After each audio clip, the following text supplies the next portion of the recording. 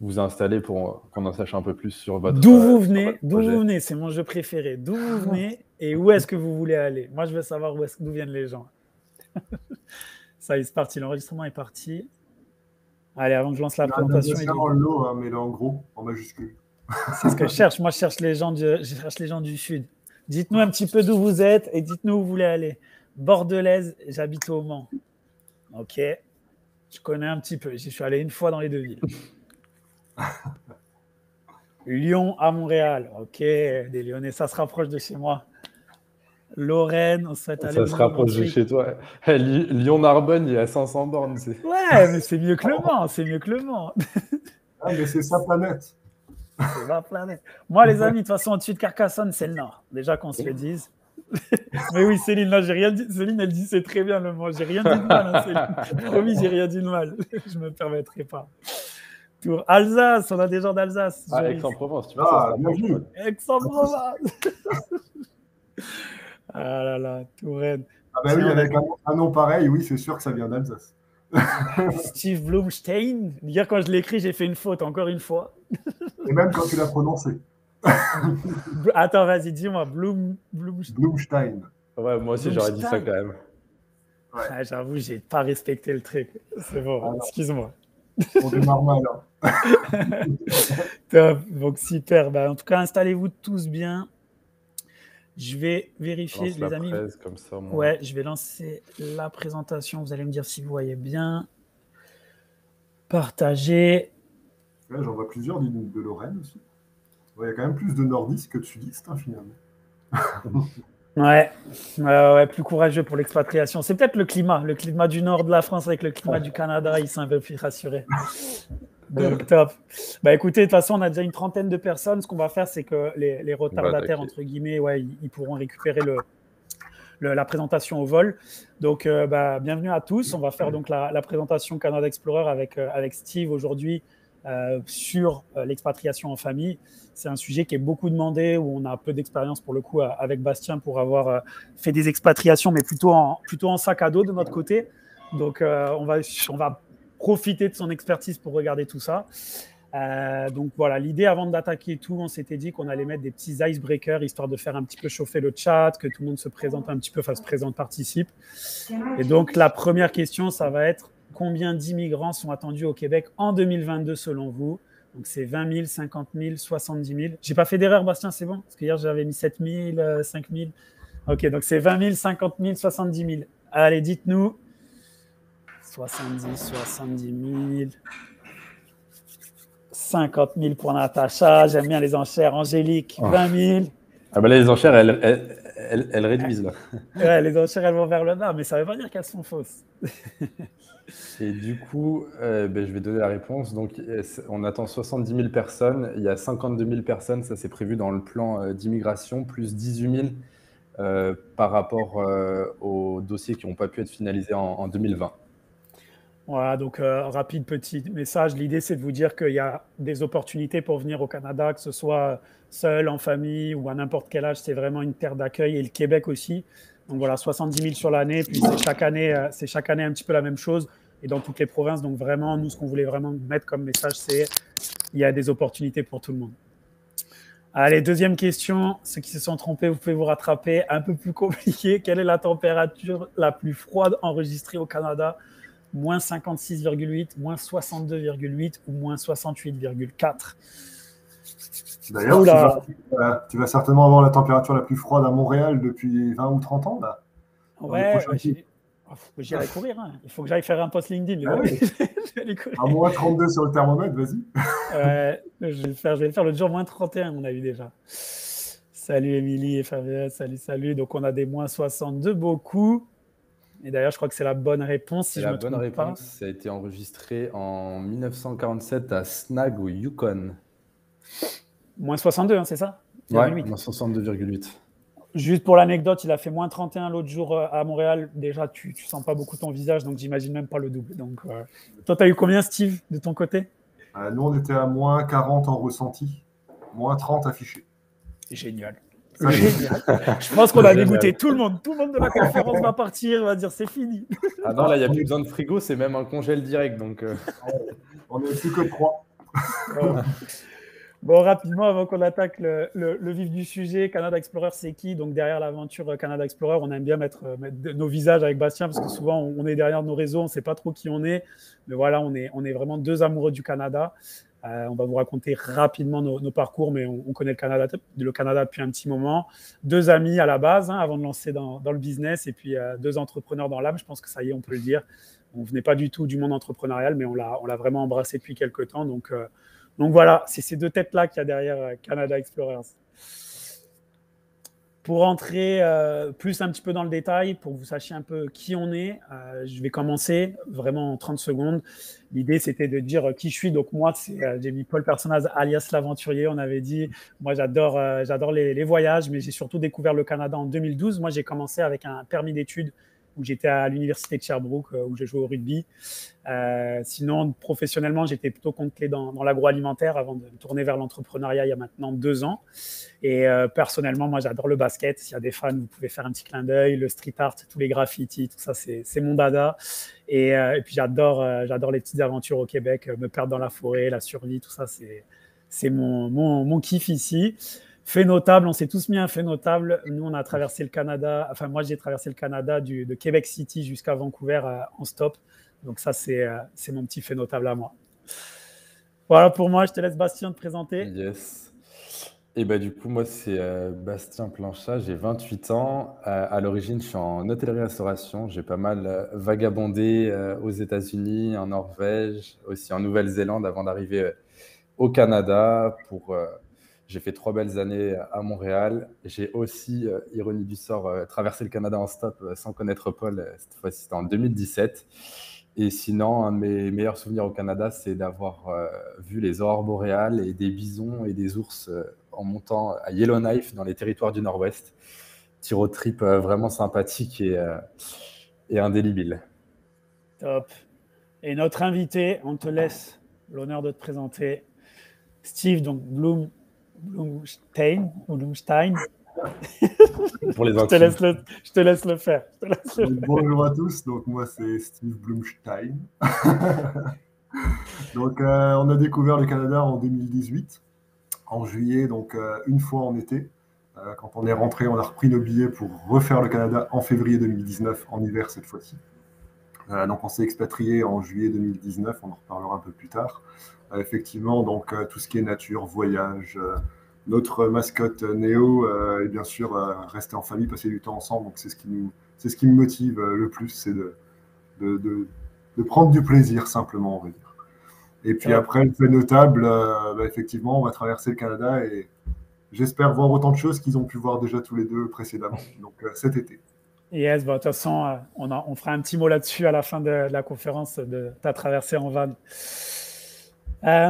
Donc rapidement, on va passer directement aux choses sérieuses. On va pas perdre trop de temps. L'idée aujourd'hui, ça va être de laisser la parole surtout à Steve. Vous avez pas mal posé de questions en amont sur ce qui vous intéressait dans l'expatriation et l'expatriation en famille. C'est lui qui a un petit peu les clés, qui va nous partager en fait son histoire, tout simplement. Donc ça va être vraiment immigrer au Canada en famille. Steve, on va te laisser la parole. Nous, on va se poser, on va t'écouter comme dans un show. T'inquiète pas, on est là, donc on sera là aussi pour répondre aux questions. Si vous avez des questions là aussi, on voulait vous le dire. Vous pouvez les poser dans le chat. On ne va pas toutes les prendre parce qu'on prendra un petit moment à la fin de la présentation pour y répondre. Mais s'il y a des questions vraiment pertinentes à un moment donné, on les prendra au vol. Dernière chose aussi avant d'attaquer, immigrer au Canada, on sait qu'il y a beaucoup de questions aussi autour des permis et des visas. Ce n'est vraiment pas le but de la conférence aujourd'hui. On fait des conférences parfois avec notre avocat en immigration. Puis derrière, on peut vous épauler là-dessus. Donc, on ne prendra pas trop les questions sur ces thématiques-là. Juste un petit point, c'est possible d'immigrer au Canada en famille. Il suffit de trouver les bonnes solutions, les bonnes astuces. Si vraiment c'est des points bloquants pour vous, là, on vous invite à nous écrire un petit message à Bastien ou moi-même. Et puis, on pourra regarder ça de plus près, mais ce ne sera pas vraiment le but de cette conférence. Bref, maintenant que c'est dit, Steve, on va te laisser avec le début et préparer son départ en famille. Donc, les préparatifs avant de débarquer au Canada, tout ce qu'il y a en amont. On te laisse un peu nous raconter ton histoire de ce côté-là. Merci, c'est parti. Donc, pour refaire un peu situer le contexte, on va dire, d'un point de vue chronologique, on a eu l'idée décembre 2017. Il y a eu des aléas avec les différents changements de système, mon projet Québec, Arima, etc. Ce qui fait que ça a tardé un peu jusqu'à 2018, où là, on a vraiment démarré en décembre 2018. On a contacté le Cégep, on a fait la demande de permis d'études. Donc, c'est à ce moment-là que ça a démarré. On a eu notre CAQ en février 2019. Permis d'études donc pour Aline, ma femme, en fin mars 2019. Et on s'est expatrié donc en juillet 2019, mi-juillet, puisqu'on peut entrer sur le territoire à peu près un mois avant le début des études. Donc ça nous laissait Mi-juillet 2019. Mi-juillet 2019, c'est ça. Et Elle avait sa juste rentrée scolaire le 16 août 2019. Ok. Et juste pour avoir, tu m'as dit, enfin, tu as dit c'était en 2017 le début, entre guillemets, du projet. Quand on a démarré, quand on a décidé de partir, c'était décembre 2017. Ok. Mais grosso modo, le début de la démarche administrative pour ce permis d'études-là, c'était décembre 2018. Ok. Donc 7-8 mois avant le décollage, on va dire. Ok. Et donc on est arrivé sur place le 15 juillet 2019, donc un mois pile avant la rentrée de la première session au Cégep. Et donc grosso modo, moi j'avais quitté mon job en mars 2019 pour me consacrer 4 mois full-time là-dessus. Donc sur les préparatifs, sur la recherche des informations, d'où le blog qui est né après aussi, c'était pour retranscrire tout ça. Bien sûr, si je vous avais connu avant, j'aurais pas perdu autant de temps. C'est pas du temps perdu, on le sait. C'est pas du temps perdu, bien sûr, mais c'est beaucoup de recherche, beaucoup de préparatifs. Juste, je me permets juste de te couper au passage. Stevie a parlé de son blog, on vous mettra le lien. À la fin, on vous enverra aussi un récapitulatif. C'est clairement pour les gens qui veulent venir en famille une petite mine d'or, donc on vous mettra le lien dans le. N'allez pas chercher ou ne demandez pas forcément, on vous enverra ça automatiquement. Et donc effectivement, côté famille, la préparation du départ, ça a été principalement d'impliquer notre fils. Donc à l'époque, il avait 9 ans. 9 ans quand on a commencé à mûrir le projet, 8-9 ans. 10 ans quand on s'est expatrié. Donc effectivement, on l'a impliqué dès le départ. On lui en a parlé. Il a été aussi l'élément déclencheur. Il était volontaire pour partir, puisque ça fait partie un peu du processus. C'est que si on peut se le permettre, mieux vaut faire un voyage exploratoire en amont. Ce qu'on a fait en juillet 2018, puis février 2019. Parce que moi, je suis un amoureux de l'hiver, mais ma femme l'était un peu moins. en Alsace par 2 degrés, donc le moins 40. Ça va, t'as choisi le bon endroit, c'est cool. Les négociations ont dû être. C'était top parce que finalement, après le premier voyage, on s'est rendu compte qu'on n'avait pas froid. Parce que quand on est bien équipé, finalement, ça se passe très bien. Et ça met des paillettes dans les yeux et puis surtout, ça permet de montrer le côté concret de la chose. Le voyage, comment sont les gens, etc. Et du coup, notre fils a apprécié ce côté-là. Et pour la petite anecdote, c'est quand on est arrivé sur le tarmac à Paris après le premier voyage, où il nous a dit, moi je veux y retourner, je veux vivre là-bas. Donc là, on sait que c'est fait, quoi. Mais effectivement, il faut les impliquer dans chaque étape. Il faut parler avec les enfants, il faut leur demander leurs avis, les mettre à contribution, etc. dans la recherche des logements, des endroits. Enfin, vraiment, il faut les impliquer. Je pense que c'est la clé. Même si on n'a pas la possibilité de voyager, il faut vraiment les impliquer dans tout le processus. Pas pour le formulaire de la CPAM, on s'entend, mais pour tout le reste, effectivement, c'est important. Après, effectivement, il y avait tout ce qui était assurance, la préparation de toutes les demandes d'assurance, donc que ce soit d'un point de vue CPAM pour anticiper l'affiliation après à la RAMQ, puisqu'il y a des ententes qui existent entre le Québec et la France. Donc, il fallait anticiper ça. La santé, on en parlera encore un peu plus tard. Pour tout ce qui est animaux de compagnie aussi, ça fait partie du process si vous avez des animaux.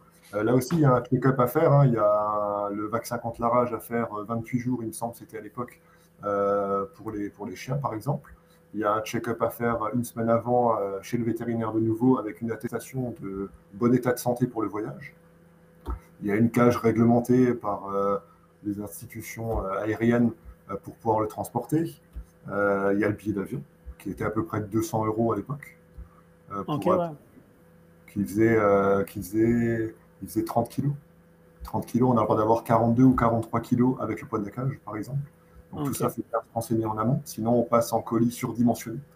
Donc, c'est plus les mêmes tarifs. Ça a peut-être changé, mais en tout cas, c'est des choses qu'il faut anticiper. Bien sûr, avoir le carnet de santé européen pour pouvoir l'importer ici. Ouais. Sinon, en préparatif, les billets d'avion, il faut bien sûr prendre les devants, commencer à checker, changer souvent de plateforme où on va regarder les billets. Ouais. Aujourd'hui, le contexte est différent, donc je dirais n'anticipez pas forcément trop tôt l'achat du billet d'avion. Nous, c'était différent à l'époque, on n'était pas dans ce contexte de pandémie. Donc, et vas-y, excuse-moi, vas-y, finis. vas-y. Non, mais parce que j'avais une question aussi, enfin, je me mets un peu dans la peau là, de préparer tout ça. Moi, enfin, c'était différent à l'époque, j'étais venu un peu en sac à dos, on va dire. Est-ce que, je sais pas si tu étais propriétaire ou locataire, comment tu avais fait pour ton appartement? C'est quelque chose que tu avais anticipé aussi par rapport à ta date de départ? Est-ce que tu avais une date fixe et c'est là où tu as savoir un petit peu comment tu as organisé ça? L'idée est arrivée en décembre 2017. Avril 2018, on a vendu notre maison. Ok. Donc, on a vendu direct. On pensait que ça allait prendre 6 à 8 mois, ça a pris 3 semaines. Ok. Donc, Rapide. ça a été rapide et heureusement. Donc ça permettait d'avoir aussi le cash pour pouvoir justifier à l'immigration la capacité d'autofinancement, finalement, Ok. la capacité de solvabilité. Ça, juste petite parenthèse, je te coupe aussi, excuse-moi Steve, c'est pour le dire, ça c'est quelque chose d'important. C'est vrai qu'en général, quand on débarque, que ce soit seul ou en famille et selon les permis et les visas, c'est vrai qu'on nous demande souvent d'avoir une certaine somme d'argent sur ses comptes bancaires. C'est pour montrer qu'on est capable de s'autosuffire à son arrivée, si jamais on ne trouve pas un travail tout de suite, qu'on puisse se loger, et voire même qu'à un moment donné, on puisse se payer un billet d'avion de retour si jamais ça ne se passait pas bien. Donc ça, c'est des choses qu'il faut vraiment que vous checkez. On en parle aussi régulièrement avec Bastien, mais il y a des certaines sommes comme des paliers à respecter, et si vous êtes contrôlé, au moins vous êtes en règle. Pour le Québec, par exemple, tout est bien fait sur le site de l'immigration. Sur le site du ministère, on a vraiment tout. Il y a les tableaux, les barèmes, un enfant, 2 adultes.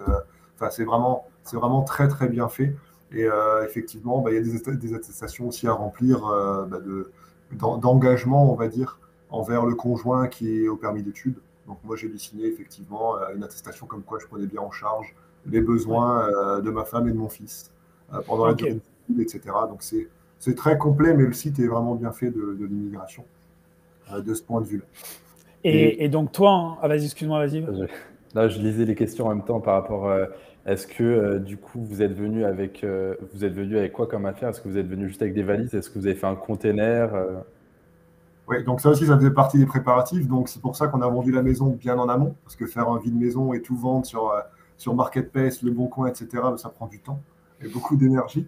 Donc on a bazardé tout ça 1 an avant, on a pris une location, on a continué à épurer pendant 1 an. Et effectivement, on a juste pris on a juste pris 1 mètre cube dans un conteneur. Donc 1 mètre cube, ça coûte pas forcément, ça peut coûter beaucoup moins cher quand on part de Paris à Montréal, par exemple. Quand on part d'Alsace pour nous et qu'on vient à Saint-Georges-en-Beauce, ça fait du transport en plus, ça fait de la logistique en poids lourd en plus. Donc nous, on était à peu près à 850 € à l'époque pour 1 mètre cube. Vous avez pris vraiment l'essentiel, quoi. Ouais, parce qu'il y a des gens qui disent c'est pas beaucoup, c'est peu. Il n'y avait pas de meubles. Il n'y avait pas de meubles, non. Ikea, il y en a pas. Ouais, tu m'étonnes. Donc 16 cartons et les habits, les affaires, c'est ça le strict minimum? On avait 16 cartons, on avait 6 valises. 6 valises, 3 sacs à dos, la caisse du chien. Ça, c'est ce qu'on a emmené dans le TGV de Strasbourg à Paris et puis de Paris à Québec. Puisqu'avant, on pouvait faire la liaison directe avec l'aéroport de Québec. Et après, on a fait partir ça en conteneur. C'est parti 2 mois avant notre départ. Ça a été stocké à Toulon. Et après, ça a mis 15 jours pour traverser. On a récupéré notre conteneur à Montréal début août, je pense. Ouais, 2-3 semaines après notre arrivée. On a récupéré ça à Montréal. Donc, il faut refaire la traite jusqu'à Montréal pour dédouaner le conteneur. Un aller-retour dans la journée. Et après, on vous renvoie ça en poids lourd jusqu'à la maison. Je me permets, je vois qu'il y a des questions sur les prestataires pour le conteneur, les gens qui disent qu'ils veulent faire pareil. On a un partenariat aujourd'hui avec Canada Explorer, on vous enverra ça. Ils font ça de manière très pro, c'est rapide, c'est efficace et surtout, vous avez une belle réduction qui a été négociée par nous. On vous dira un petit peu comment l'avoir parce qu'il faut leur dire que vous venez de Canada Explorer. On vous envoie ça pareil dans le mail à la fin, ne vous inquiétez pas. Et est-ce que tu sais si c'était un conteneur groupé ou partagé ou j'ai pas... Oui, c'était à la place en fait. Donc moi j'ai calculé 16 cartons qui prenaient juste la place d'une palette Europe. Okay. Ce qui permettait d'avoir qu'1 mètre cube, donc 1,20 m par 80 sur la hauteur des cartons. Et du coup ça permettait d'économiser un peu au prorata du conteneur. Okay, parce qu'il y a différents groupés partagés en fonction, si vous avez tout le conteneur, il part potentiellement plus vite que s'il est partagé avec d'autres clients ou d'autres entreprises. Oui. Il y a différents... Et puis un conteneur coûtera beaucoup moins cher aussi, forcément. Plus on va prendre grand, ça va être cher. Et petit, par rapport au matériel qu'on emmène, aux équipements, C'est du 110 volts au Canada, donc il y a pas mal d'équipements, je pense au Thermomix notamment, ou d'autres équipements comme ça, où il y a vraiment un intérêt de le vendre. C'est difficilement, on peut utiliser des transformateurs, etc., mais c'est quand même moins performant, donc c'est plus simple de le revendre en France et de racheter sur place. Je sais pas si c'est je sais pas si c'est très famille, mais les PlayStation, moi, ça m'avait posé problème à un moment donné. Donc, je vous le dis quand même, faites attention. Et effectivement, si je pense à ma femme, justement, c'est tout ce qui est lisseur, sèche-cheveux, etc., ça va cramer. Donc, n'emmenez rien, rachetez ça ici tranquillement. Quand on prend un adaptateur, là, je l'utilise encore pour mon PC, mais je pense que la batterie, elle a souffert en 3 ans. Voilà, c'est vraiment le strict minimum à faire sur les adaptateurs. Tout le reste, racheter ici, ça sert à rien de transférer. Tout ce qui est voilà, ordinateur, téléphone, etc., vous pouvez juste acheter des changements des adaptateurs au Canada en arrivant sur place. Donc ça, vous pouvez les emmener, il n'y a pas de souci. C'est vraiment plus pour ce qui a un moteur, en fait, électroménager, etc., avec un moteur. T'es bon, Bastien, t'es vraiment trop fort. Je vais faire les sessions Tupperware. Ah, le gars, il a sorti le moteur, tout, j'étais pas prêt. Et sinon, pour rebondir sur les meubles, comme tu disais, Bastien, nous, ce qu'on avait fait, c'est qu'on avait passé notre commande chez Ikea Canada, depuis la France. Et on avait programmé une livraison jusqu'à Saint-Georges pour notre arrivée. Donc, bien sûr, tout ne se passe jamais comme prévu, hein, puisqu'on a cédulé la livraison c'était le 16 ou le 17 juillet, juste après être arrivé. Et finalement, 1 ou 2 semaines avant, Ikea nous a informé que la livraison était impossible avant le 30 août. Okay. Et que du coup, on a fait livrer la majorité de nos affaires à Sherbrooke, que tu connais bien, Paul. On a loué un camion en arrivant, et puis on est parti avec mon fils, on a traversé, on a fait 2 heures de route jusqu'à Sherbrooke pour charger tout le matériel pour Ikea, et puis on est retourné à la maison ici. Donc là, on a pas mal de questions qui arrivent, les amis. Je vous propose, je vais restructurer un peu, on va avancer sur la présentation. On a vu toutes les questions, on va se les garder au chaud pour la fin de la présentation. Mais on a imposé à Steve un timing, donc je veille au grain. Donc on se garde les questions pour la suite. Juste, Steve, on va continuer. Donc là, grosso modo, on a compris. Donc toi, tu avais un petit peu laissé tout de côté, tu avais laissé la maison, tu repartais un peu à zéro. Justement, est-ce qu'on pouvait transiter doucement vers s'installer avec sa tribu quand tu es arrivé ici, l'installation, les premiers pas, le logement, la suite de l'histoire tout simplement. Est-ce que tu peux nous dire un peu de l'autre côté de l'Atlantique comment ça s'est passé? Donc, juste avant l'installation, je fais juste une petite parenthèse sur la recherche de logement. C'est vraiment un poste où il faut consacrer énormément d'énergie, il faut vraiment l'anticiper. On avait démarré nos recherches après notre trip en février 2019, donc début mars on a commencé. On a fait quand même pas mal d'annonces, c'était du genre 50-70 demandes qu'on a fait sur Marketplace principalement, sur des groupes Facebook. Il y a toujours des groupes Facebook ici, Logement Saint-Georges, Saint-Georges à louer, etc. Enfin, il y en a un paquet. Mais vraiment, il faut prendre son temps, parce que surtout si vous venez avec un enfant, 2 enfants, 3 enfants, il y a des propriétaires qui ont plusieurs résidences avec, par exemple, des personnes âgées, il n'y a pas d'enfants. Donc, ils acceptent forcément les familles. Il y a d'autres propriétaires qui veulent des chats, qui ne veulent pas de chats, qui veulent des animaux dégriffés, qui refusent les chiens. Donc là aussi, c'est ce qui nous a le plus handicapé finalement, c'était de venir avec un chien. Ça a été plutôt compliqué, mais Marketplace, c'est vraiment le vivier où on peut trouver beaucoup d'informations. Okay. Il faut vraiment anticiper. Et pas hésiter, souvent on va avoir les demandes de crédit, d'historique de crédit qu'on n'a pas en tant qu'étranger. Ils vont dire animaux interdits, faut y aller au culot. Demandez quand même. Nous, j'envoyais des messages partout. J'envoyais les messages le matin, j'avais les réponses l'après-midi, j'appelais le soir à minuit depuis la France pour que ce soit 18h quand ils sortaient du boulot. Et puis ça fonctionne comme ça. Mais il faut le faire au culot, parce que certains, à la fin, acceptent peut-être de vous louer le logement. Ouais, tu vois, là, je rebondis. On a eu... Oups, pardon, excusez-moi, j'ai bougé la présentation. J'allais dire, on a 2 personnes, là, il y a Isabelle et Laura qui nous disaient que ça les inquiétait justement les animaux de compagnie et puis de trouver des logements. Au passage, après moi, je connais moins bien parce que je n'ai pas d'animaux ici. Mais là, que ce soit Steve, mais non, il y a eu des adhérents qui sont venus avec leurs animaux, puis ils ont tous trouvé des maisons en location, des logements en location, donc ça se trouve quand même. Hein. On prend juste un peu plus de temps, mais ça se trouve. Ça se trouve. Ok. Et après, juste la petite précision aussi, attention à ne pas se faire avoir avec les demandes de caution ou les choses comme ça, puisque c'est interdit ici, la caution en tant que propriétaire. Donc si tu donnes ton argent, tu vas le perdre. Ouais, c'est ça, les amis, il n'y a pas de caution au Canada. Ça n'existe pas. Voilà. Donc Donc là, s'il y en a un qui nous écrit un jour en nous disant « Paul, j'ai payé une caution, machin », non, ça ne marche pas. Il n'y en a pas, les amis. Jamais. Il faut juste savoir, par contre, que nous, ce qu'on avait fait, c'est qu'on avait proposé aux propriétaires de payer le mois complet. On est arrivé le 15 juillet, donc pour qu'ils nous gardent l'appartement, on s'est dit, bah tiens, on paye tout le mois de juillet. Ok. Ça s'est réglé. Certains demandent peut-être juillet, août, septembre aussi, des espèces de loyers d'avance. Voilà, tant que c'est pas une caution, ça passe. Et puis à un moment donné, il faut négocier. Donc, il faut qu'on puisse passer par là. Mais c'est une grosse partie de la préparation, c'est trouver un logement. Ok. Après, effectivement, on avait choisi la Beauce par le cégep, puisque ma femme est en design d'intérieur. Donc, on avait le choix entre Saguenay, Québec ou Saint-Georges. Saguenay, ça faisait un peu loin pour nous par rapport à Québec, je dirais, pour l'accessibilité à tous les services, aux grands hôpitaux, etc., puisqu'on avait besoin d'un suivi annuel pour notre fils ici, enfin un suivi trimestriel à l'époque, qui est devenu annuel maintenant. Donc, il nous fallait la proximité avec Québec. Et à Saint-Georges, au deuxième road trip qu'on a fait, finalement, on est tombé amoureux de la région, la Beauce. Si vous allez vous parcourir mon blog, vous allez voir que je suis absolument plus objectif. J'allais dire. Non, là, je suis vendu. Là, et voilà, donc on est tombé amoureux de la région. Et du coup, on est venu s'installer ici. Là aussi, si vous faites des voyages exploratoires ou si vous arrivez un peu avant la rentrée, si vous passez par le cégep ou par un employeur, peu importe, n'hésitez pas à solliciter les personnes avec qui vous êtes en contact.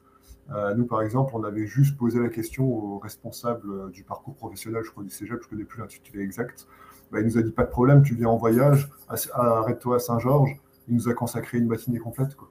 Il nous a fait visiter le cégep, il nous a proposé des logements à louer, il nous a expliqué plein de choses sur le marché de la ville. Enfin, c'était complètement fou. Donc là aussi, il ne faut pas hésiter à solliciter en amont. On en parle souvent avec Bastien quand on parle de l'emploi, parce que c'est souvent un sujet récurrent aussi dans les projets d'expatriation. Le réseautage, c'est hyper important en Amérique du Nord, dans tous les domaines. Donc là, ça prouve même pas que dans le travail, mais envoyer des messages, demander, les gens vont être hyper accueillants et vont pouvoir vous donner plein de réponses, que ce soit pour des questions professionnelles, mais aussi des questions justement d'expatriation. N'hésitez vraiment pas. À contacter la mairie du lieu que vous convoitez. Donc j'ai vu Grande Bay passer avant, si c'est Montréal ou ailleurs. Contacter la mairie, contacter les carrefours jeunesse emploi sur place, c'est ce qu'on avait fait nous, qui nous ont permis de nous orienter vers les écoles. On m'avait déjà trouvé un entretien avant même que j'arrive. J'étais en permis de travail ouvert, donc pas encore de permis. J'avais pas démarché, j'avais pas de job, quoi, je verrais. Et puis j'avais déjà un entretien avant d'arriver, finalement. Donc n'hésitez pas à solliciter les organismes sur place. Toutes les villes font un peu la promotion de tout ça, donc faut pas hésiter. C'est ça, et il a mis le point sur un truc important, Steve, c'est que le Canada et le Québec ont une vraie pénurie de main-d'œuvre. Donc vous êtes quand même, entre guillemets, aussi une denrée rare. Ils ont aussi envie de vous attirer dans leur région, de vous montrer leur région, parce que c'est des gens qui sont fiers et ils ont de quoi. C'est un super pays, et puis c'est une super province, le Québec. Donc ils seront contents que vous alliez vers eux et demandez-leur des informations, parce que au contraire, ce sera peut-être eux qui essayeront de vous vendre justement chez eux et vous pourrez être surpris, quoi. Ouais, et faire confiance, parce que souvent on va vous dire, bah, tiens, dès que tu arrives, tu viens me voir, ou etc. Ça marche, on peut faire confiance. Il n'y a pas de chinoiserie, c'est à l'américaine. Donc il faut vraiment faire confiance. Ça fonctionne. Top. Et pour tout ce qui est... Vas-y, pardon, j'allais enchaîner avec la suite, mais vas-y. Enfin, j'allais rebondir vite fait parce qu'il y avait deux questions. C'était pas de caution, mais de loyer d'avance, etc. Et en fait, c'est considéré comme une caution. Le bailleur ne peut pas vous demander plus d'un mois de loyer c'est un mois. Je ne savais pas. C'est un mois maximum, ouais.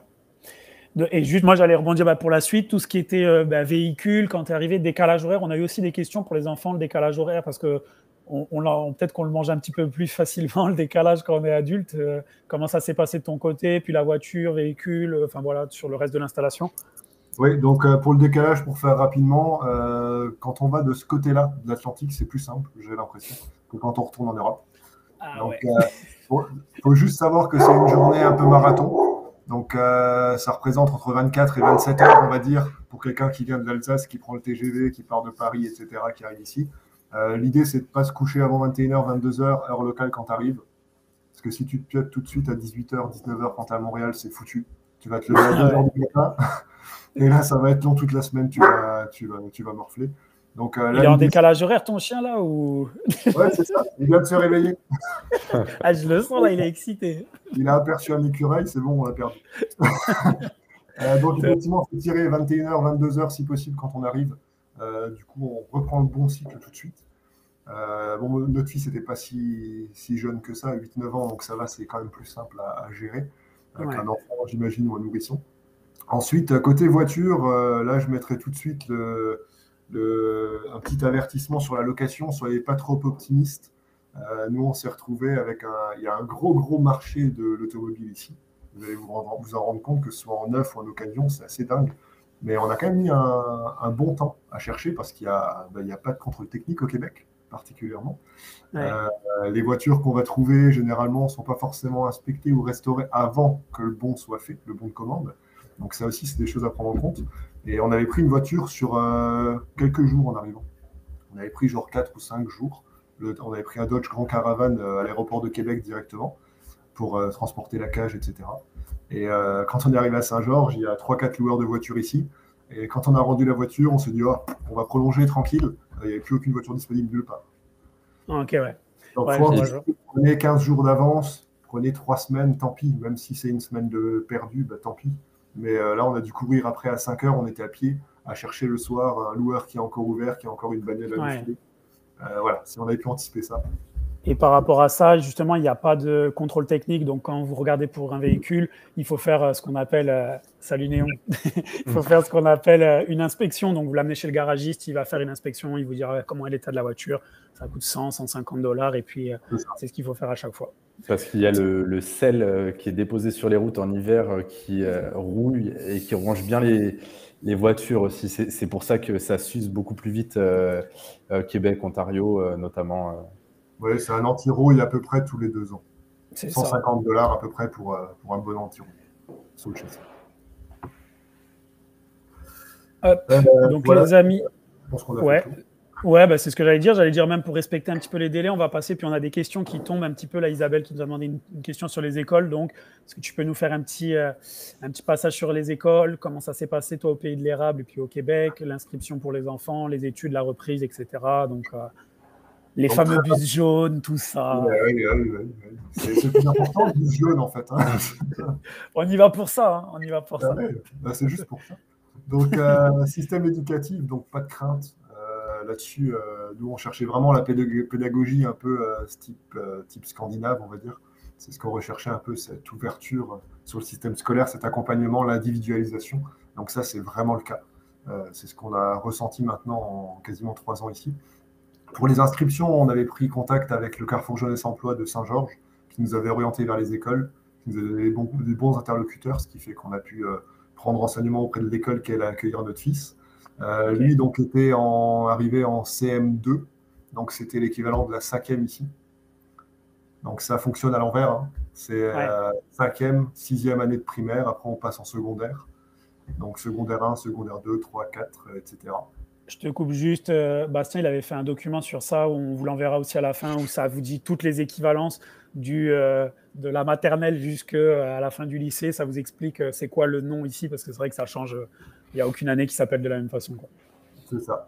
Donc, on s'est inscrit à distance. On a réservé la place. Quand on est arrivé, on avait rendez-vous avant la pré-rentrée pour faire la visite de l'école, pour faire l'inscription finale.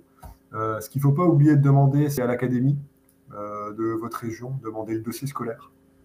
Généralement, tu peux demander à ta prof et puis ta prof va prendre contact avec l'académie, ce qui fait qu'on récupère le dossier scolaire ou parfois même ça peut être transféré directement à l'école ici. Après, donc le système scolaire, effectivement, il est complètement différent, mais là, je ne vais pas rentrer dans la politique et je vais essayer de rester objectif, mais vraiment, on a trouvé ce qu'on cherchait. Sincèrement, c'est vraiment individualisé. Dans l'école de notre fils, par exemple, il y a une orthopédagogue pour 2 élèves. Donc, on n'est plus dans la même game, là. C'est vraiment complètement différent. Les difficultés, on va dire, que rencontre souvent, donc c'est pas une généralité, hein, bien sûr, mais de ce que j'ai pu entendre ici et par rapport à notre fils, c'est en maths. Parce qu'ici, ils ont vraiment un niveau de mathématiques, de raisonnement, de résolution de problèmes. Ils sont vraiment dans des gros problèmes plutôt complexes, je dirais, avec des gros énoncés. Et c'est un peu la partie où ils sont un peu plus en avance sur les enfants québécois par rapport aux enfants français. Et sur l'organisation, la gestion du temps de travail. Les devoirs, par exemple, ici, sont donnés aux 15 jours. Et les élèves se gèrent eux-mêmes pour faire leurs devoirs sur 15 jours. quasiment pas de devoirs à la maison. Ils ont un plan de travail, ils ont des créneaux à louer chaque jour pour faire leurs devoirs, par exemple. J'aurais dû aller à l'école ici, moi. Ah oui, en visitant l'école, je leur ai demandé où est-ce qu'on s'inscrit. Ah ouais. Il n'est jamais trop tard pour y retourner, Paul. Je vais aller en CP. Peut-être pas en primaire, mais... Voilà, donc il y a plein de choses à dire sur l'école. Là encore, j'avais fait plein d'articles, on pourra peut-être en reparler ultérieurement si vous avez des questions. Mais vraiment, c'est à l'américaine et il y a des torts aussi, il y a des hauts et des bas, forcément. Il y a des choses qui sont moins fun, mais dans l'ensemble, vraiment, on y gagne sincèrement. Sincèrement, la pédagogie, elle est complètement... il y a 10-15 ans d'avance sur ce qu'on a pu connaître en France. Ok, petite question qu'a posée Isabelle et puis qui rebondit un peu là-dessus. Je ne sais pas si toi, c'est ce que tu as connu, je ne crois pas du coup, mais est-ce que c'est compliqué pour un élève d'arriver en cours d'année ou est-ce que tu as eu des échos de ce côté-là? Est-ce que tu sais si c'est complètement possible? Est-ce que... Non, j'ai pas eu d'écho parce que nous, on a repris la rentrée directement au début. Okay. Qui démarre ici fin août. Le 30 août, il avait démarré. Ils ont une pré-rentrée un jour avant. Il démarre le 30 août, plus de vacances jusqu'à Noël, puisque les journées sont différentes aussi. Hein, c'est 8h15, 15h. Ok. À 15h30, 35, il est à la maison. Il prend le bus à 7h, 7h40 à peu près, 7h35. Ils ont une pause dîner qui est très courte. Donc dîner-déjeuner en France qui est très très courte. Ils ont 1 heure, mais ils mangent 20 minutes. 20 minutes c'est à l'américaine, quoi. C'est des activités périscolaires, extrascolaires, etc. C'est du jeu, c'est plein de choses. Et pour le bus, par exemple, pour en parler, puisque ça intrigue tout le monde, le bus vient bien chercher l'enfant à la maison. Donc, si on est en centre-ville, etc., nous, par exemple, c'est juste à 20 secondes, hein, c'est au coin de la rue. Donc, pour une école, quand on est dans la ville, le ramassage est gratuit. On paye une taxe scolaire à partir du moment où on est propriétaire. Donc, c'est ce qui paye finalement le bus. Quand on est locataire, on ne le paye pas. Pour nous, par exemple, ça représente $200 à l'année qu'on va payer. Et si on prend des écoles en dehors de la ville, là, ce que je sais, par exemple, ici, à 20 minutes d'ici, si on va aller dans une école privée, ça représente à peu près $700 par année de bus. Et le bus continue à venir chercher ton enfant à la maison. Ok. Voilà, pour faire court et faire simple, c'est vraiment très bien desservi. Même si c'est pour du sport-études après, c'est les bus qui partent de l'école, qui emmènent au club de tennis le gamin l'après-midi pour faire son sport-études, qui le ramène à la maison ou à l'école ensuite. Tout est vraiment très très bien organisé.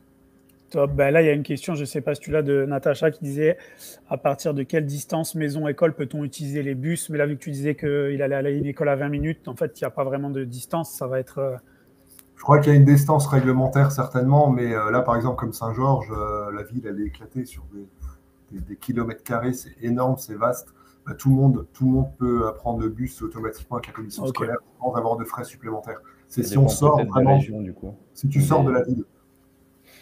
De toute façon, ça, les amis, on vous invitera à vous renseigner aussi auprès des écoles et tout ça, mais normalement, c'est vraiment bien desservi. C'est quand même le pays de l'automobile et des routes, là, donc c'est vrai qu'en général, ça fonctionne. C'est vraiment très simple. Hein. Tout est informatisé, on reçoit le planning du bus avant la rentrée. S'il y a un changement, il y a quoi que ce soit, on est averti par l'école. Là-dessus aussi, c'est quelque chose qui a été assez marquant ici, c'est la communication.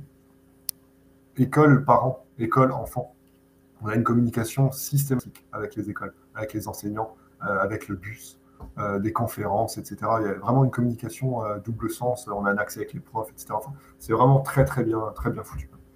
Ok, top. Je rebondis à Jérémy, qui est un de nos adhérents, qui est dans la conférence, qui dit que lui, c'est un peu différent, que justement, il ne peut pas. Donc, si vous avez des questions vraiment à un moment donné où vous arrivez à ces problématiques de bus, on pourra aussi vous référer à Jérémy. Et il pourra vous expliquer, lui, pourquoi ça fonctionne ou ça ne fonctionne pas de son côté, etc. Ce que j'explique, c'est vraiment mon cas personnel. Ouais, c'est ça. Non, c'est ça. Top. Les amis, pareil, il est 41, donc je vous propose qu'on accélère un petit peu, histoire qu'on arrive à survoler tout ce qu'on voulait voir.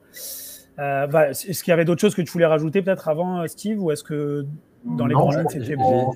On en reparlera dans les questions s'il y a des questions par la suite. J'ai un truc complémentaire, là. J'ai fait une petite recherche en parallèle. La distance pour le bus, donc en maternelle, il faut résider à 800 mètres ou moins de l'école primaire, 1,6 km et secondaire 2 km. Ok. Sachant que dans les villes... à plus de 800 mètres pour la maternelle, à plus d'1,6 km pour la primaire et à plus de 2 km pour le secondaire. Je ne sais pas si c'était bien clair ce que j'avais dit. Ouais, pour avoir accès au bus. Voilà, sinon on est reconnu, ils appellent ça marcheur.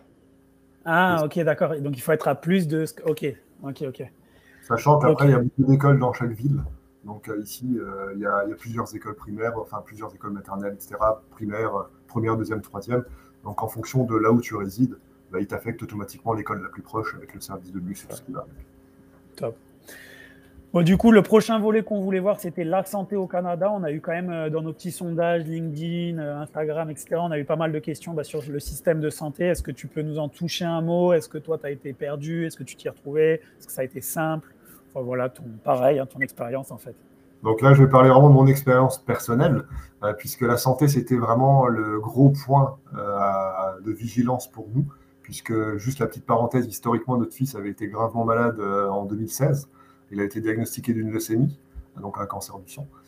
Il a été guéri en 2018. Donc avant, je disais Moi, j'applaudis à décembre. chaque fois. J'applaudis à chaque fois. Donc avant, je disais décembre 2017, le déclic pour partir au Canada. Ben voilà, on est dedans. Hein. 2016, 2018, traitement de la maladie. 2017, on s'est pris une claque, on n'allait pas s'en prendre une deuxième. Donc on a dit qu'on allait profiter de la vie, ce qui fait qu'on a décidé de s'expatrier. Donc c'était le gros point, c'était de se dire comment est-ce qu'on va être pris en charge. Parce qu'en France, on a quand même le luxe d'avoir la CPN qui prend vraiment quasiment tout en charge quand même, hein, sauf cas exceptionnels et autres. Mais on est quand même bien lotis par rapport à d'autres systèmes de santé.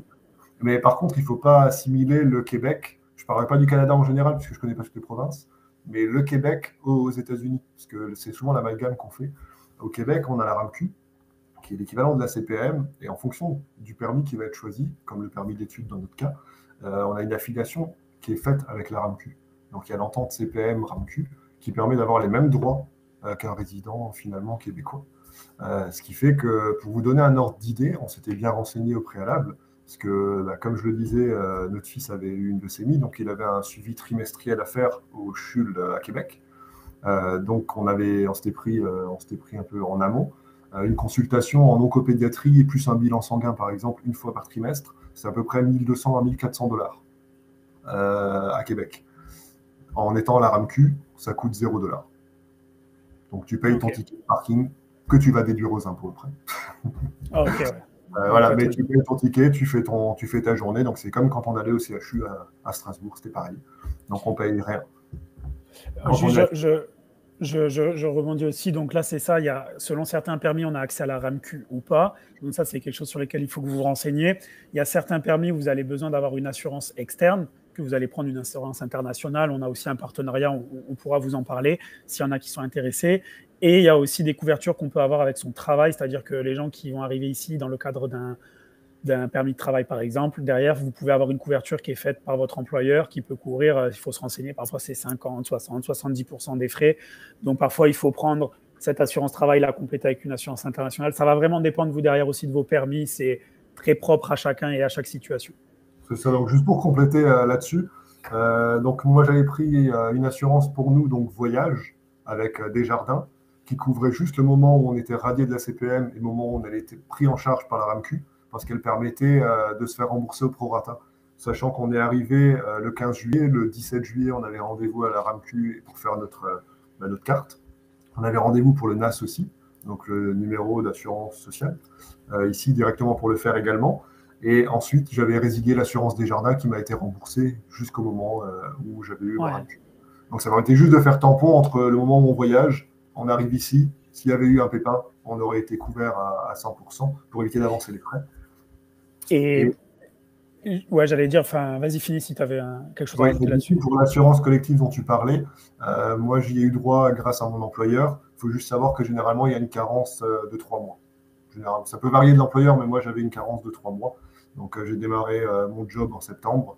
J'avais 3 mois de carence et après j'ai été affilié à cette assurance collective qui agit un peu comme une mutuelle en France.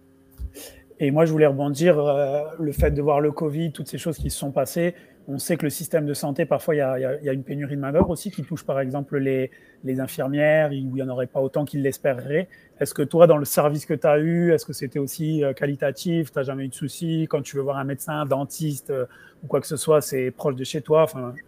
Voir ta réalité, toi, est-ce que c'est accessible? En dehors de l'hôpital, puisque là, on a vraiment eu un service exceptionnel. Il n'y a pas à dire qu'on est suivi dans des hôpitaux spécialisés. Donc là, pareil, si vous avez le cas avec un enfant qui a un passif, un historique, peu importe, une maladie chronique, il faut juste demander au médecin qui a la charge de votre enfant de transférer le dossier directement vers l'hôpital le plus proche. Donc là, ils font la liaison, c'est comme pour les écoles. Ça fonctionne très bien. En termes de moyens, effectivement, on sent la pénurie de main-d'œuvre. Le service est quand même exceptionnel. Ils ont les moyens financiers, ils ont les moyens techniques.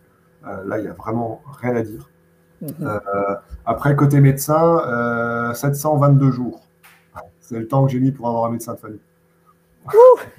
Ah, les mauvais côtés aussi, il faut les dire, il faut en parler, il faut en parler. Donc, un médecin généraliste dans tous les patelins, c'est fini. C'est que ça prend du temps. On l'a eu maintenant, le médecin de famille. Il y a 30 minutes d'ici à peu près, dans une clinique. Par contre, pour le reste, là aussi, on se faisait un peu une montagne. C'est sûr que s'il y a un gros bobo, il y a les urgences, faut attendre. Parce que les urgences ici, comme tu disais, pénurie de main-d'œuvre. On peut partir la journée aux urgences, on peut attendre nos 12 heures. On a attendu 12 heures pour une pneumonie. Voilà, on était classé urgent, c'est degré d'urgence 1, 2, 3. Il n'y avait pas assez de staff, un accident de la route, et puis tu attends 12 heures pour une pneumonie. Malheureusement, c'est la réalité, il faut en être conscient. Mais après, derrière, il y a les cliniques sans rendez-vous. Et ça, en Beauce, ça fonctionne très très bien.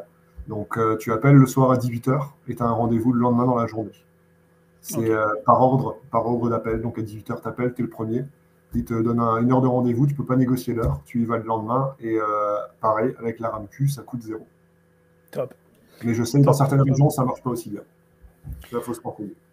Top. Pareil, je vais faire un petit peu le maître du temps, les amis. Les 48, si on veut essayer de respecter, je vais te laisser, entre guillemets, conclure, parce que ce n'est pas vraiment la conclusion, mais c'est la dernière partie que tu vas nous raconter un petit peu, grosso modo, dans les grandes lignes. C'est quoi la différence entre ta vie au Canada et ta vie en France? C'est quoi les plus, les moins? Enfin, je sais que nous, on parle quand même régulièrement. Les activités sont plus les mêmes. Le quotidien est un peu différent.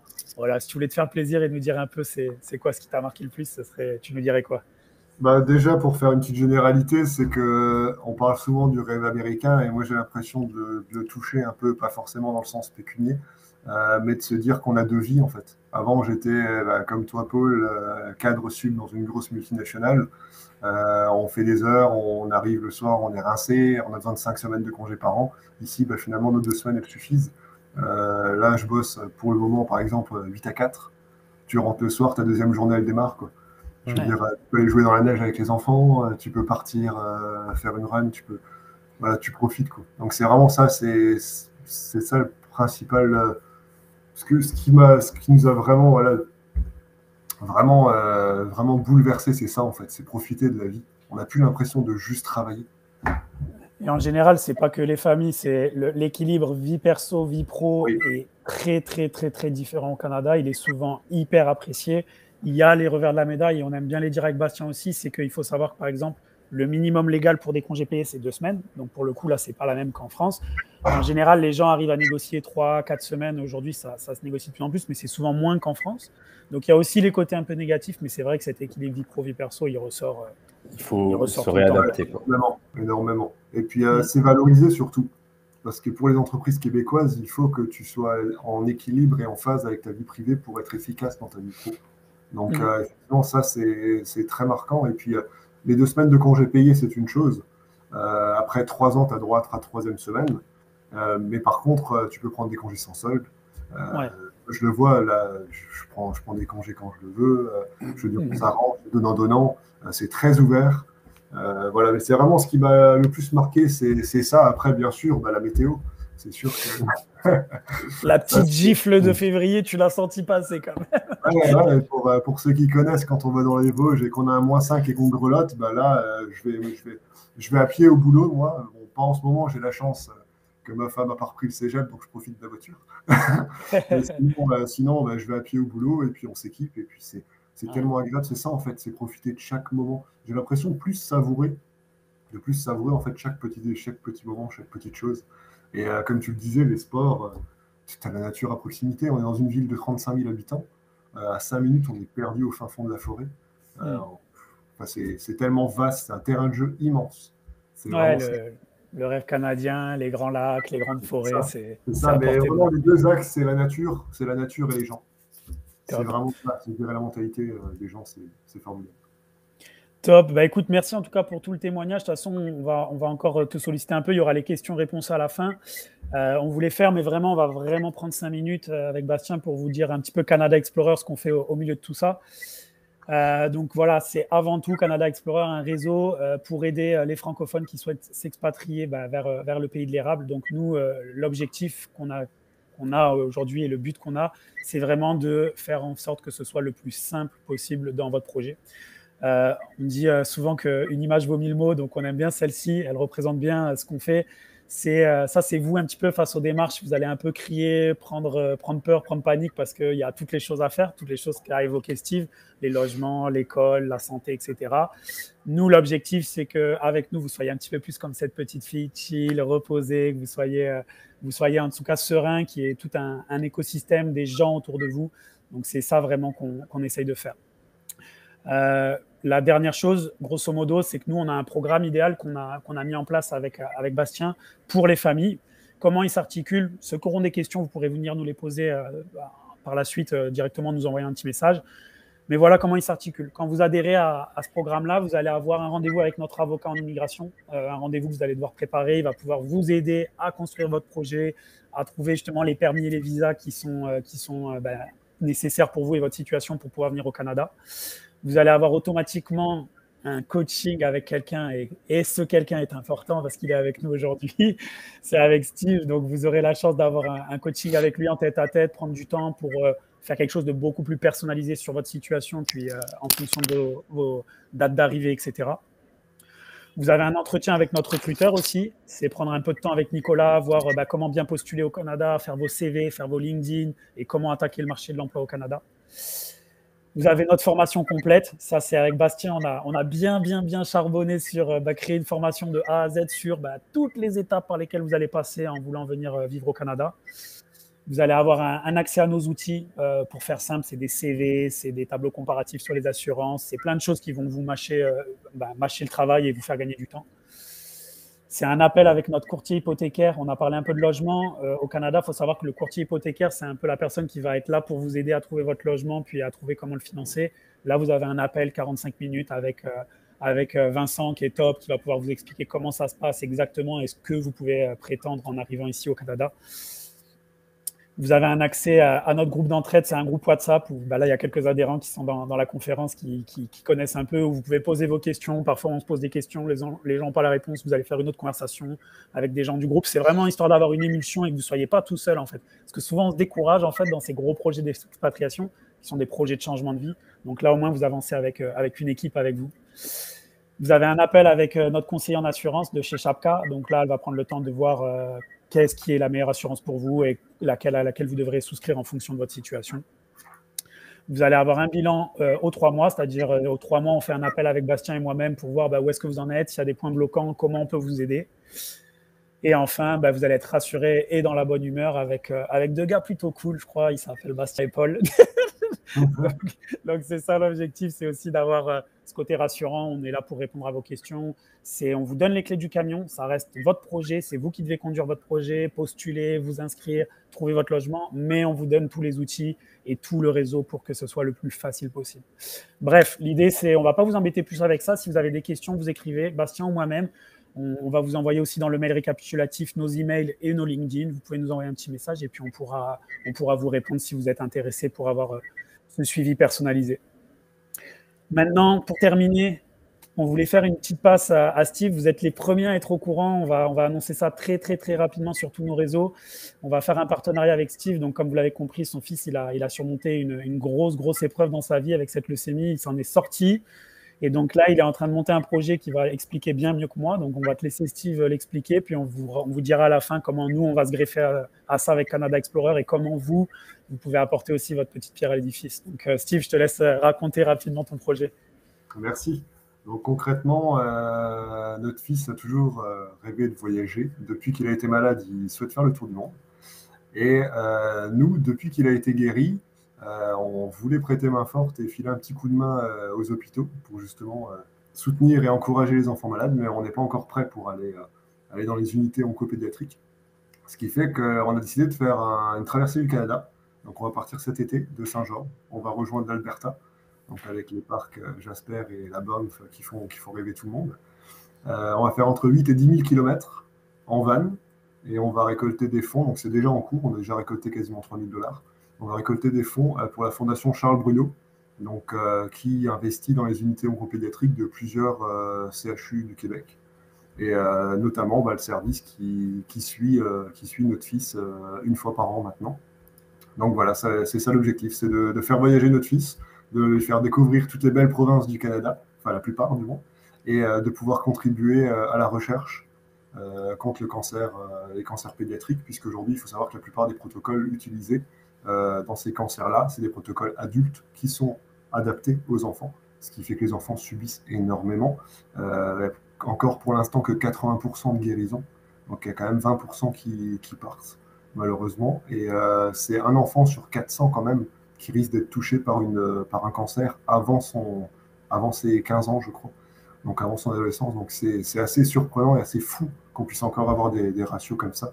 Donc nous, ce qu'on veut, c'est apporter du confort, apporter du réconfort, accompagner, donner un peu de peps, un peu d'espoir, parce qu'on aurait adoré avoir des familles qui, justement, pendant le traitement, nous ouvrent la porte et nous montrent ce qui nous attend après. Parce qu'effectivement, le slogan de notre fils, c'est « il y a une vie après la maladie ». Et ça, on aurait aimé qu'on nous le montre tout le temps pendant le parcours du combattant. Parce qu'effectivement, c'est important, il faut donner de l'espoir. Et à travers ce voyage, on va aussi faire des petites visios, des petits tutos, des petites vidéos de découverte avec les enfants qui sont encore dans les unités, des petits lives en direct, donc avec les enfants qui sont à l'hôpital. Donc voilà, on a envie de faire bouger tout ça. Bah écoutez, puis nous, pour rebondir là-dessus, Canada Explorer, on est encore en train de grandir, on est encore en train d'apprendre avec Bastien, mais on a aussi créé ce projet pour ça, pour se greffer à des gens qui ont des projets solidaires comme celui de Steve. Ça remet un peu l'église au milieu du village. On se dit, voilà, c'est ça qui est important dans la vie. Donc, si vous appréciez aussi le contenu qu'on fait, toutes les informations qu'on donne, les conférences comme aujourd'hui gratuites, et que vous voulez nous soutenir un petit peu, on va vous mettre le lien de la cagnotte directement dans le mail qu'on vous enverra ce soir ou demain, vous le recevrez au plus tard. Vous pouvez participer, ça sera toujours un geste hyper apprécié. Ça permettra à Steve de financer ce grand projet, puis d'aller de l'avant cet été à travers les routes canadiennes. Donc voilà, un grand merci pour toi, Steve. Merci. Maintenant, je vais ajouter que l'objectif, c'est de récolter 100 000 $ pour la fondation. Exact. Objectif qu'on va atteindre, déjà ça j'en suis sûr. On va atteindre. Il avance bien, t'as vu, emballage. Ouais, j'avais fait un montage, mais je ne l'ai pas, regarde-le, il part tranquille vers le Québec, mais en tout cas voilà. Il est en chemin vers la cagnotte, regarde bien. Il accélère. En tout cas voilà, pour terminer tout ça, on voulait vous laisser à nouveau un petit 5 minutes, il est 13h au Canada, je sais les amis, il est 19h chez vous, je crois, si je ne suis pas mauvais. Donc 5 minutes, si vous aviez encore des questions auxquelles on n'a pas répondu et qui pourraient être pertinentes, on va les prendre. J'ai une question. Vas-y. Est-ce que, par exemple, pour Maï, il fallait un permis d'études pour les enfants avant d'arriver ou pas? À l'époque, c'était un visa visiteur. Il n'y avait pas de permis d'études. Aujourd'hui, on passe sur un permis d'études, il me semble, pour les enfants systématiquement. Et de toute façon, avec les dernières restrictions, c'est préférable. Sinon, certains risquent d'être bloqués en dehors des frontières. Attends, je remonte. Ouais, moi aussi, j'essaie de les récupérer. Donc, celle-là, on l'a bien dit. Là, il y a une question, mais c'est un peu particulier. C'est quelqu'un, Céline, qui disait, ayant justement des antécédents avec le cancer, est-ce que ça peut être un frein à un projet d'immigration? Je vais répondre de notre côté. C'est des cas très spécifiques. On va vraiment te renvoyer vers des spécialistes, Céline. Mais effectivement, en fonction de ta rémission ou pas, ça peut être des choses qui sont prises en compte dans un projet d'expatriation du côté du Canada. Mais c'est vraiment très spécifique à chaque métier. Donc, il faut se renseigner. Puis, ça dépend de si parmi vous, il y a des gens là qui ont des maladies ou des antécédents. Renseignez-vous sur ces maladies et ces antécédents. Où est-ce que vous en êtes? Et est-ce que ça va vous porter préjugé ou pas? Ou qu'est-ce qu'il faut faire pour que ça soit possible? Top. Est-ce qu'il y a d'autres questions, les amis? Profitez, là, on est là. Après, on ne vous parle plus, les amis. Après, c'est fini. Il y avait en troisième, même diplôme que le brevet des collèges. Donc, non, ce n'est pas les mêmes diplômes. Ouais, non, il y a un examen ici pour les 6e années, donc l'équivalent de la 6e française. Il y a un examen. Après, il passe au secondaire, qui sera l'équivalent de la 5e.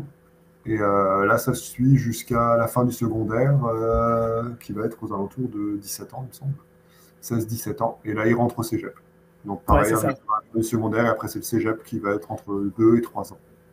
Et après, pour les gens, le cégep, c'est vraiment quelque chose un peu entre le lycée et l'université, en fait. C'est un truc qu'on n'a vraiment pas en France, donc c'est particulier.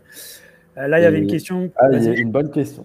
J'aime bien, Joris, parce que je me suis dit que je voulais te poser cette question, Steve, aussi, et te prendre un peu au dépourvu peut-être, mais la chose qui te manque ou les choses qui peuvent te manquer le plus en France. Non, mais je trouve que c'est une question intéressante. Ah, clairement. J'aime bien si je ne me trompe pas, c'est Joris, c'était l'Alsacien. Ouais, les bretzels. Regardez les Alsaciens. Non, les bretzels. Les bretzels, non, heureusement, Père Nature existe. Donc, ils ont des bretzels. Après, c'est vrai qu'il ne faut pas se mentir, la bouffe, ça fait. On s'acclimate, on trouve vite nos repères, ça prend du temps. Donc, ça, c'est la grande distribution, ça prend du temps de retrouver ses habitudes. Surtout nous qui mangeons bio, qui faisons vraiment attention à manger saisonnier, local et bio. C'est pas forcément toujours évident. Ici, il ne faut pas se le cacher. Mais oui, la bouffe principalement. C'est vrai que la gastronomie, il y a quand même peu d'équivalents dans le monde. On va pas non plus. On trouve beaucoup de choses, mais ça se paye. Mais après, on est en Amérique, donc on a fait un choix. Mais on trouve quand même des bons fromages. Franchement, on trouve des bons fromages au Québec. Hein. Au restaurant, on utilise plein des sympas et un peu moins variés qu'en France. Il n'y en a pas 300, mais il y a quand même des belles choses. Oui, on mange bien. On trouve des bons aliments. La poutine. La poutine, chaque jour, puisqu'on devient québécois. Les amis, des équipes de foot décentes, il n'y en a pas au Canada, les amis. Il faut se mettre au hockey sur glace, mais si vous aimez le foot, les amis, ou au basket, il n'y en a qu'une. Le soccer. Ouais. Petite question aussi, c'est aussi intéressant, donc c'est pas le cas de Steve, il a peut-être pas toutes les réponses, mais des conseils pour la garde d'enfants avant 5 ans. On a d'autres personnes, ah oui, ça c'est important qu'on le dise aussi, on a dans notre réseau une famille avec qui on travaille et qu'on adore échanger avec eux, la famille Kobeli, qui sont venus au Canada avec 10 enfants, les amis. Donc c'est pour dire aux gens, soyez tranquilles, si eux ils l'ont fait avec 10 enfants, vous êtes capable de le faire avec 1, 2, 3, 4, 5 enfants.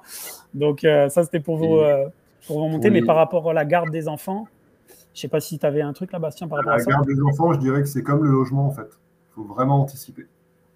Ok. Ouais, parce qu'il y a une vraie pénurie de main-d'œuvre aussi sur les gens qui gardent les enfants. Il y a un gros travail de fond et c'est important d'anticiper. Et du coup, je voulais rebondir. C'était notre premier webinaire axé sur les familles. Donc, c'était une première expérience. Et l'objectif, c'est d'en refaire d'autres qui soient peut-être plus ciblés parfois par rapport à l'âge des enfants, etc. Parce que forcément, il y a des questions qui changent entre s'il est adolescent, jeune ou vraiment bambin. Donc, ce serait vraiment de poursuivre d'autres webinaires sur d'autres thématiques plus restreintes. Ouais, n'hésitez pas à nous faire des retours. Sur la dernière question, les amis, j'ai un petit peu la réponse en tête. Et puis oui, il y a des boulangers au Canada, c'est ça le oui, il y a des boulangers. C'est comment ça se passe pour la retraite. Il faut savoir qu'il y a des ententes France-Canada, donc les retraites, elles peuvent être transférées d'un pays à l'autre. Il y a des petites conditions, c'est-à-dire que si vous alliez au Canada, vous revenez en France, vous retournez au Canada, il ne faut pas faire les transitions à chaque fois, sinon ça ne fonctionne pas. Mais vous avez le droit en fait de faire venir vos droits à la retraite que vous avez accumulés dans un pays et l'amener dans l'autre. Donc ne vous inquiétez pas, ça c'est aussi des choses sur lesquelles il faut creuser, où on peut vous aider avec nos programmes et avec nos partenaires. Donc venez vers nous, ça dépend aussi de chaque situation. Je crois qu'on a fait un petit... Ouais, excuse. Il y a des plans ici, ça marche beaucoup au plan de retraite. Les REER, comme ils appellent ça, les choses comme ça, où on cotise par le biais de son employeur ou personnellement. Voilà. On peut cumuler sa retraite canadienne, la retraite française, etc. Exact. Top. Les amis, on va terminer. On avait un petit message de merci de votre attention. Je vais faire la petite seconde un petit peu influenceur.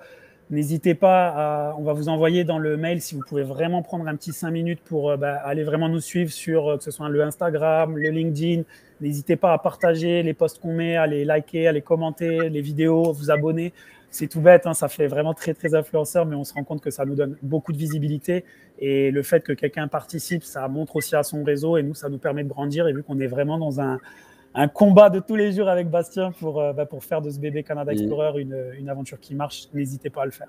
On vous enverra un petit mail récap de la conférence. N'hésitez pas à nous répondre, à nous dire les questions ou les thématiques qui pourraient vous intéresser sur des potentiels futurs webinaires. C'est toujours, nous, ça nous permet d'en préparer d'autres, etc. Donc, n'hésitez pas à nous écrire en disant les thématiques ou s'il y a des sujets plus précis que vous aimeriez qu'ils soient élucidés dans le futur.